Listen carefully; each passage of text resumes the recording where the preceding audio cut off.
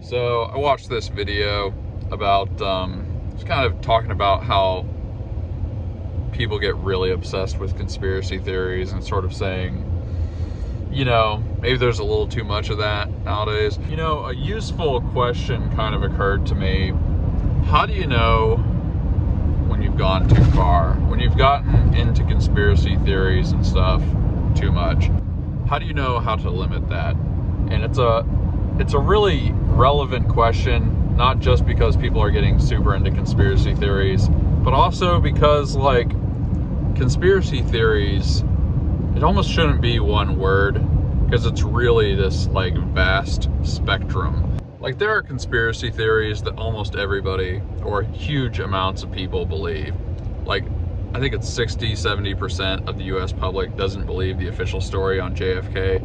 At that point, it almost stops just being a conspiracy theory. It's only still a theory because nobody really knows exactly what happened. Although you can write in the comments if you've solved it. So there's stuff like that that's kind of normal almost. And that ranges all the way to the earth is hollow. So there kind of is an epistemological question here. So obviously there's a reason this is a relevant question. And I think I've found an angle on this that I've never really heard anybody take. Also, Duncan. Man, I'm just feeling really, really good today. And the Duncan is helping. So maybe the way to attack this, let's think about what a normal conspiracy theory conversation goes like, or what a conspiracy theory debate is like. If you've watched a lot of discussions or debates on this, what these things always are, it's maybe I need to think of a real one. Let's just go with flat earth. I'm kind of saying this because I've watched a lot of them. The flat earth debates are always is this true? And one person is saying yes and the other person is saying no. So person A gives a bunch of arguments for why the earth is flat, and person B rebuts those arguments and maybe gives other arguments about why it's not flat. I'm not saying people shouldn't have that discussion. Go ahead, get into it. My basic premise is the way to know when you've gone too far with conspiracy theories. How is this making you a better person? Put another way, how is this bringing about virtue in you? How is this developing character in you? And I'm saying that as a real question. This might be a longer discussion, so I'm driving through the hood right now. Not really, but there is a pretty low income area of Nacogdoches, and honestly, I kind of like going through it. Okay, so what virtues is conspiracy theory stuff bringing about in you, potentially?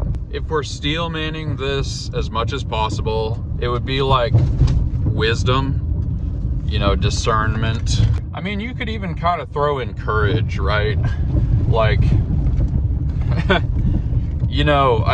Nietzsche said, a man of virtue must not only love his enemies, but hate his friends. And what he meant by that is look, if you never disagree with your friends or take a different perspective from your friends, you're not fundamentally being courageous.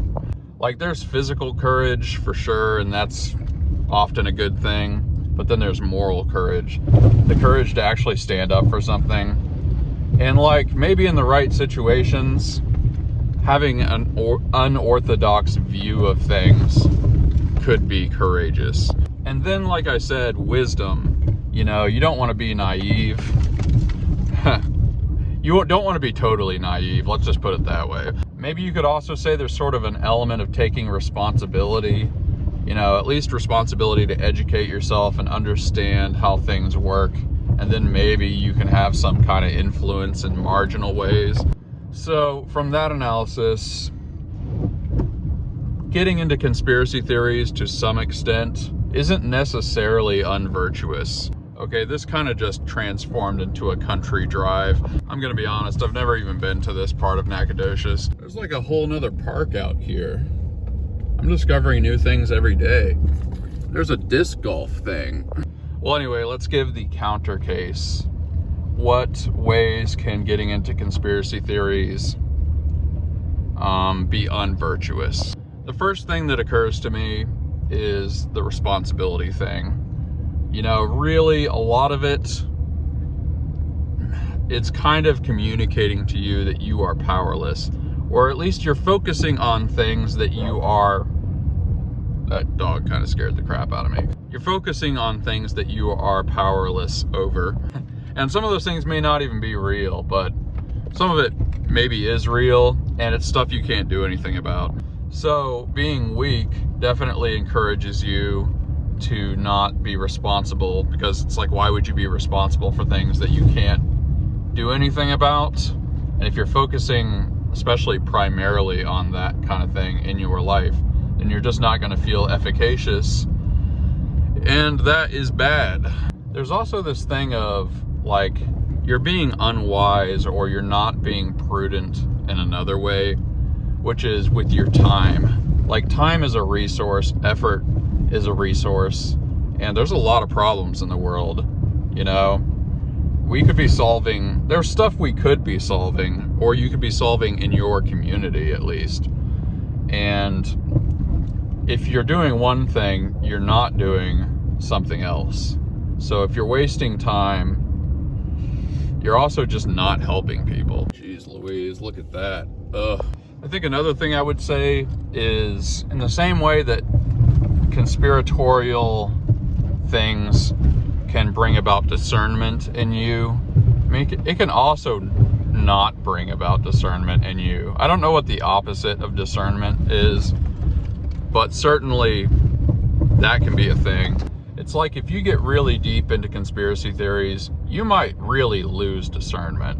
You might be able to not look at normal life in the way that like a reasonable person would. So that's not particularly virtuous. I mean, another big one, this kind of sounds basic, but it is true as far as I can tell. You can get so deep into conspiracy theories that you kind of just don't love people anymore, or you don't love virtuous people. You don't love people in the way that you should love people. Let's just say it that way. Like, one of the things you should be doing in life is loving virtuous people and virtuous actions. You should be aiming at high things, not low things, basically. And so we can all probably think of situations where people get conspiratorial, and then it's like something good happens, or something that seems like it's good at least, and they can just like find all these reasons why it's not actually good, and here are all the downsides to that thing. And then it's just kind of like, you're not even appreciating good things anymore. There's just a certain kind of person that can tell you why anything is bad, because almost everything is bad in some way. You know, like in developing countries, even in a really good scenario, which often isn't the case,